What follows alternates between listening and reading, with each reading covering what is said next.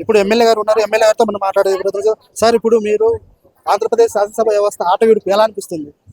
చాలా ఆహ్లాదకరంగా ఉంది చూడటానికి, అలాగే ఆడటానికి కూడా చాలా సంతోషంగా ఉంది. గత ప్రభుత్వంలో ఇలాంటి ఎమ్మెల్యేలకి ఇలాంటి గేమ్స్ అని పెట్టేవాళ్ళు కాదు. మీకు ఫస్ట్ టైం ఎమ్మెల్యే చేయవచ్చు, ఎలా అనిపిస్తుంది? గత ప్రభుత్వంలో పెట్టకపోవడం ఏంటంటే ఇది ఆడుకున్నారా పెట్టారు కదా, అవినీతి చేయడానికి కూడా ఆడుకున్నారా అని పెట్టారు. సో అది అపహాస్యం పాలైంది. కానీ ఇప్పుడు మేము పెట్టేది నిజంగా ఒక కుటుంబం లాగా మొత్తం ఎమ్మెల్యేలు ఎమ్మెల్సీ కొంతసేపు ఆట విడుపుగా ఇక్కడికి రావడం అనేది చాలా ఆహ్లాదకరంగా సంతోషంగా ఉంది. అయితే చిన్న బాధ చిన్న వెళ్తే ఏంటంటే ఆల్రెడీ ప్రతిపక్ష హోదా లేని ప్రతిపక్షం వాళ్ళు ఎలాగే అసెంబ్లీకి రావట్లేదు. ఆ 11 మంది మిగిలారు కాబట్టి వాళ్ళైనా క్రికెట్ టీం గురించి వచ్చుంటే ఇక్కడికి వచ్చుంటే గ్రౌండ్ లోకి కరెక్ట్ గా క్రికెట్ టీం సరిపోయేది. మరి ఆ రకంగా ఆడుకుందాం అని అనుకున్నాం, వాళ్ళు రాలేదు, బాధాకరం.